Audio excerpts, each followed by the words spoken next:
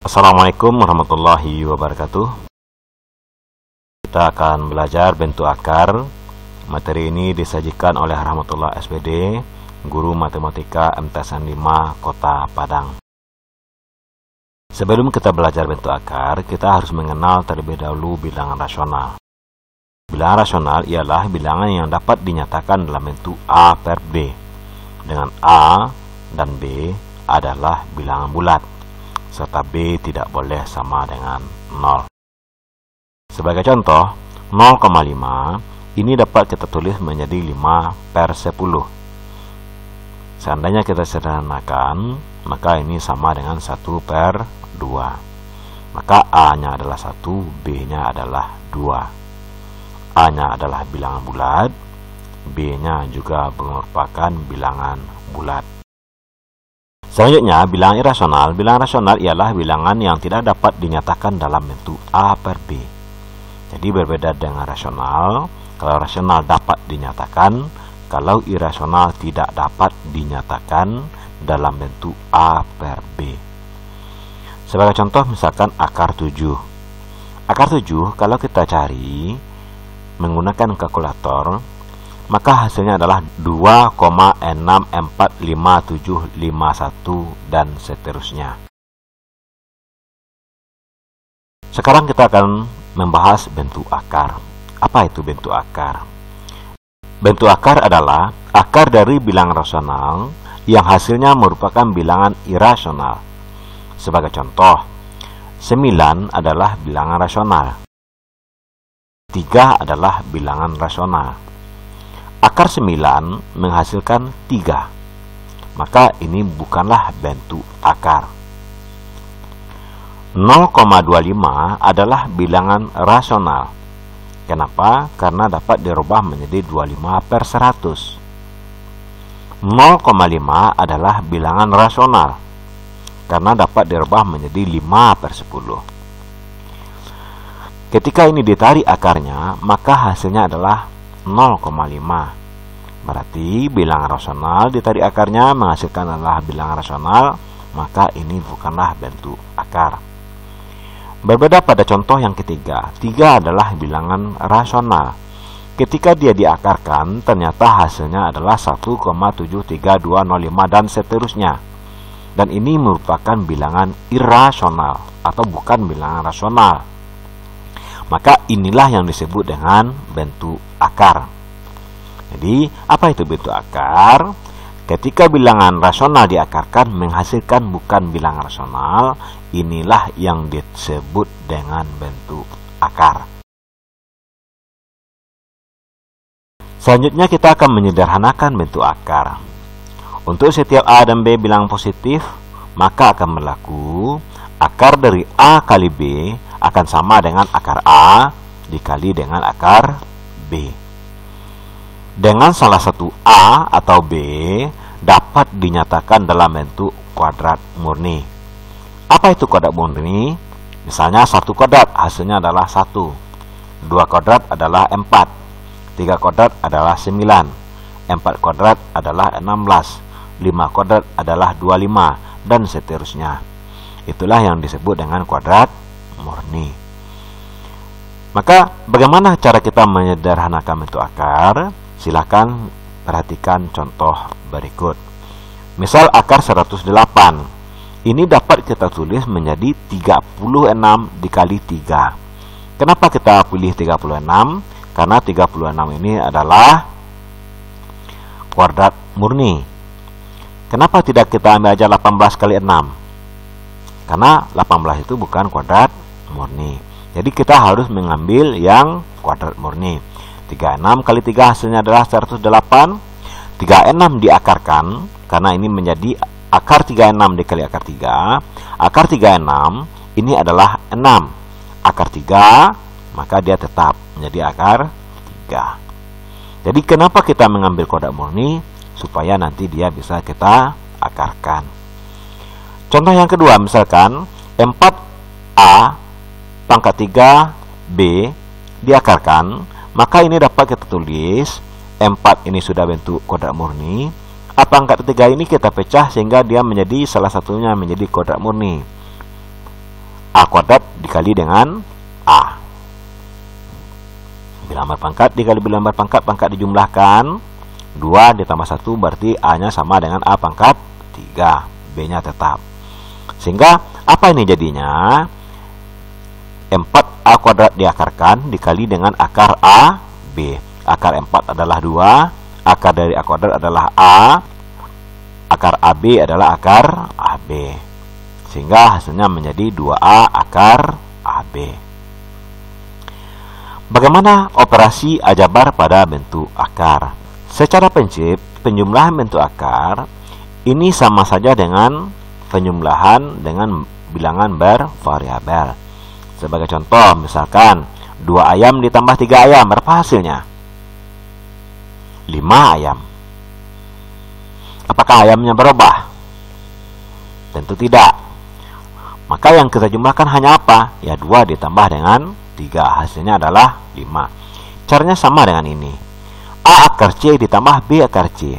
Akar C nya tetap, maka yang kita jumlahkan hanyalah A ditambah dengan B. Kalau kalian masih ingat pelajaran di kelas 7, inilah yang disebut dengan distributif penjumlahan. Kemudian ini juga berlaku pada pengurangan. Misalkan Bapak memiliki 4 bakwan, kemudian Bapak makan 2 bakwan. Berapa bakwan yang tinggal? Tentu yang tinggal adalah 2 bakwan.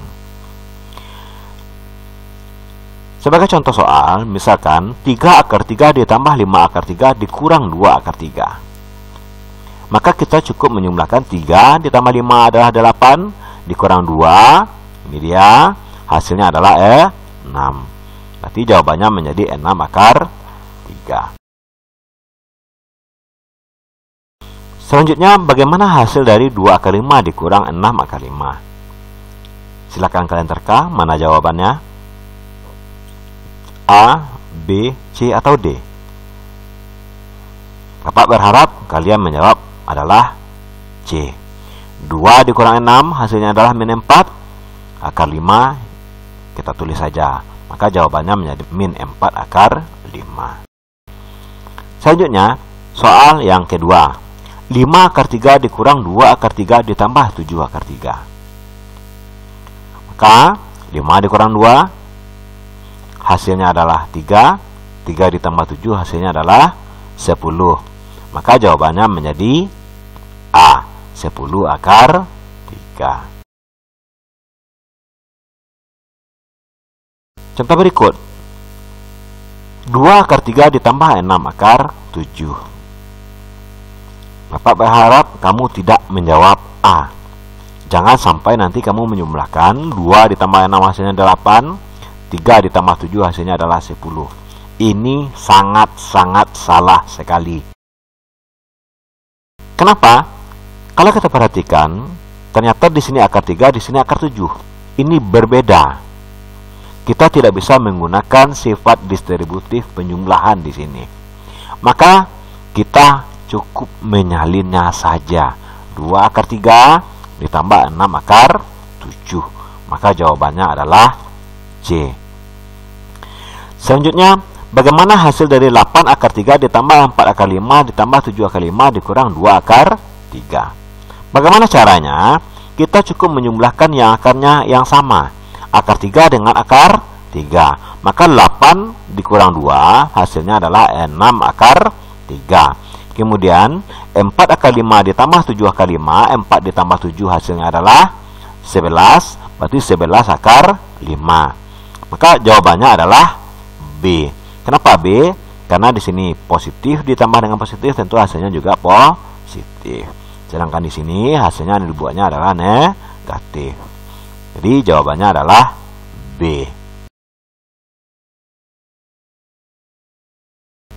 Selanjutnya kita akan belajar bagaimana perkalian bentuk akar. Ini sebenarnya sama saja dengan menyederhanakan yang tadi. Kalau tadi kita membuatnya dari arah kanan ke kiri ini, sekarang kita dari kiri ke kanan. Sebagai contoh, misalkan akar 6 dikali akar 8. Maka jadinya adalah akar 6 dikali 8. Sama dengan akar 48. Akar 48 ini Kalau kita gunakan prinsip yang ini lagi, maka ini sama dengan 16 dikali dengan 3. Kenapa 16 kita ambil? Karena 16 adalah kuadrat murni. Akar 16 berapa? 4. Maka jadinya adalah 4 akar 3. Kemudian akar 15 dikali dengan akar 12. Bagaimana cara kita mengerjakannya supaya mudah?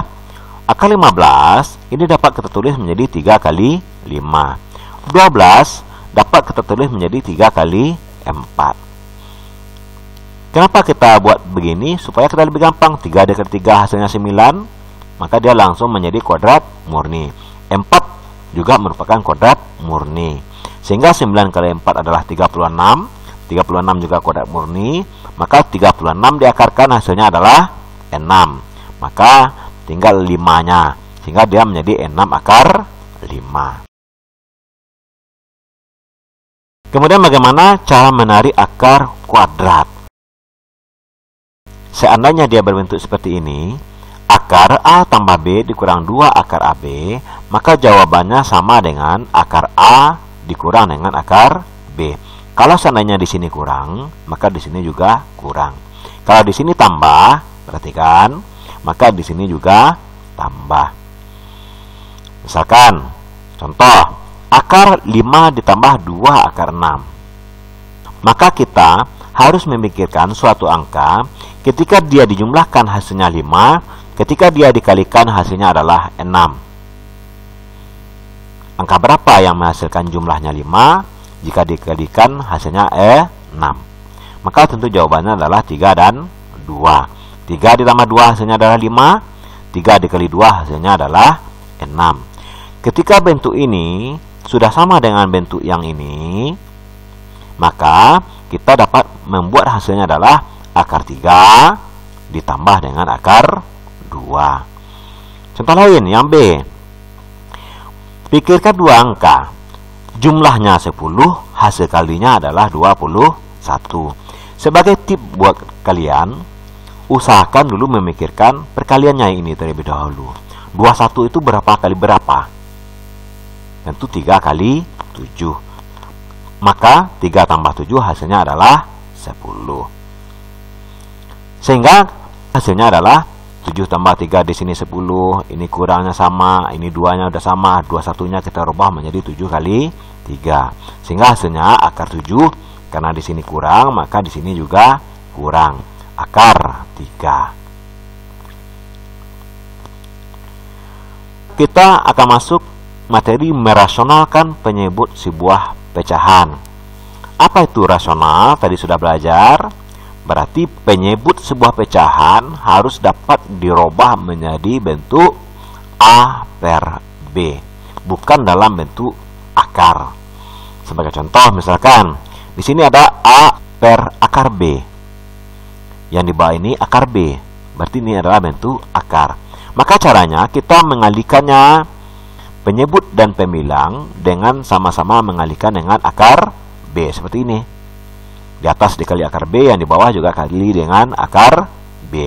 Sehingga A dikali akar B hasilnya adalah A akar B. Akar B dikali akar B hasilnya adalah B. Sebagai contoh, 6 per akar 3. Akar 3 merupakan bilangan irasional. Kita diminta menjadikannya bilangan rasional. Maka karena di sini penyebutnya adalah akar 3, maka kedua penyebut dan pembilang sama-sama kita kali dengan akar 3. 6 dikali akar 3 adalah 6 akar 3. Akar 3 dikali akar 3 adalah 3. Sehingga 6 dibagi 3 hasilnya adalah 2. Maka jawabannya menjadi 2 akar 3. Selanjutnya bagaimana seandainya akar 7 per akar 5? Maka secara prinsip caranya sama saja. Karena di sini akar 5, maka bagian pembilang dan penyebut sama-sama dikalikan dengan akar 5. 7 dikali akar 5 hasilnya adalah akar 35. Akar 5 dikali akar 5 hasilnya adalah 5. Sehingga kalau kita lihat 5 ini adalah bilangan rasional. Di sini pun sebenarnya sama. Di sini ada 2 akar 3 per 1. 1 ini merupakan bilangan rasional. Kemudian bentuk yang kedua, Kalau seandainya dia di sini berbentuk penjumlahan atau pengurangan, maka kita menggunakan prinsip mengalihkan dengan lawannya. Kalau di sini positif, maka kita mengalihkan dengan lawannya adalah bilangan negatif. Kalau di sini negatif, maka kita mengalihkan dengan bilangan positif.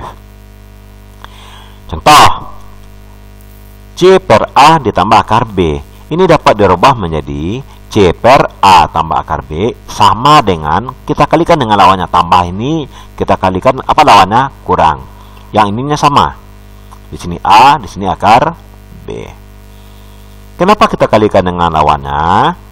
Pada pelajaran kita sebelumnya, A dikali A adalah A kuadrat, akar B dikali akar B adalah B. Kemudian A dikali min akar B, hasilnya adalah min A akar B. Kemudian akar B dikali A adalah A akar B, maka yang satu positif, yang satu negatif, maka dia menjadi habis. Kemudian kita tinggal mengalihkan C dikali A, kemudian C dikali min akar B. Atau boleh kita buat begini, C kurung A dikurang akar B per A kuadrat dikurang dengan B. Secara prinsip ini sama, di sini kurang, maka lawannya adalah positif. Ini sama, ingat, perhatikan. Kemudian antara ini penyebut dan pembilangnya juga sama. Contoh misalkan 2 per akar 2 tambah 1. Apa lawan tambah? Kurang. Ini dia kurang. Maka ini kita salin aja, Kak. Akar 2. Ini dia 1, ini dia. Bedanya di sini tambah, di sini adalah kurang. Nah, maka kita kalikan 2 kali akar 2 kurang 1 per akar 2 dikali akar 2 adalah 2, 1 dikali 1 adalah 1. Di sini tandanya kurang. Sehingga hasilnya 2 dikurang 1 hasilnya 1. Maka hasilnya adalah 2 kurung akar 2 dikurang 1. Contoh kedua. Misalkan 3 per akar 3 dikurang 2. Lawannya apa ini kurang ini? Lawannya adalah tambah. Maka di sini menjadi akar 3 ditambah 2 per akar 3 ditambah 2. Akar 3 dikali akar 3 berapa hasilnya? 3. 2 dikali 2 hasilnya adalah 4. Jadi min dikali plus hasilnya adalah min. Sehingga ini hasilnya menjadi akar 3 dikali akar 3 adalah 3. Akar 3 dikali 2 hasilnya adalah 2 akar 3. Kenapa di sini ada min? Karena di sini tadi ada per min 1. Itu makanya di sini ada tanda min. Selanjutnya, bagaimana seandainya dia berbentuk akar keduanya?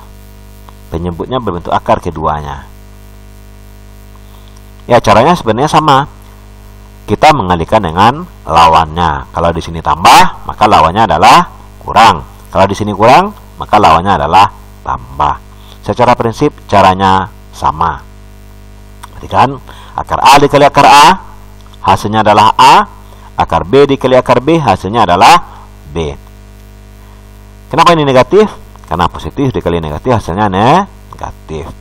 Sedangkan perkalian akar A dikali akar B dikali akar A, ini saling meniadakan. Seperti materi sebelumnya. Kemudian kita cukup mengalihkan C dikali akar A, ini dia. Kemudian C dikali dengan min akar B, dan seterusnya. Sebagai contoh, misalkan 3 per akar 3 ditambah akar 2. Ini kita salin aja soalnya. Kemudian kita kalikan dengan apa lawannya? Lawan positif apa? Negatif. Nah, ini kita tinggal salin. Akar 3 dikurang akar 2. Ingat, ini harus sama. Kenapa harus sama?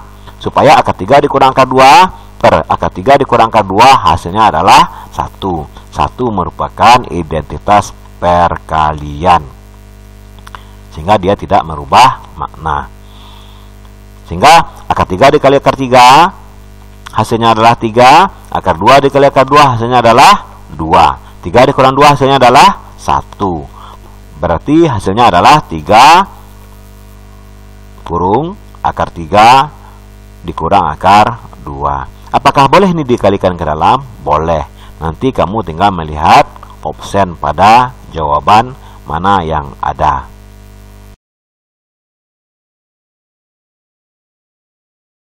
Bentuk ini sebenarnya sama aja dengan yang tadi, kalau yang ini adalah kurang. Contoh, akar 5 per akar 5, di sini seharusnya kurang ya anak-anak, kurang akar 3. Akar 5 per akar 5 dikurang akar 3, kita kalikan dengan lawannya. Di sini menjadi tambah, di sini menjadi tambah. Kemudian akar 5 dikali akar 5, kemudian akar 5 dikali akar 3. Akar 5 dikali akar 5 adalah 5. Akar 5 dikali akar 3 adalah akar 15. Sedangkan 5 dikurang 3 hasilnya adalah 2. Ingat, ini tandanya adalah kurang. Sama dengan bentuk umum kita yang di atas ini. Terima kasih. Bertakwalah kepada Allah dan jagalah kesehatan. Assalamualaikum warahmatullahi wabarakatuh.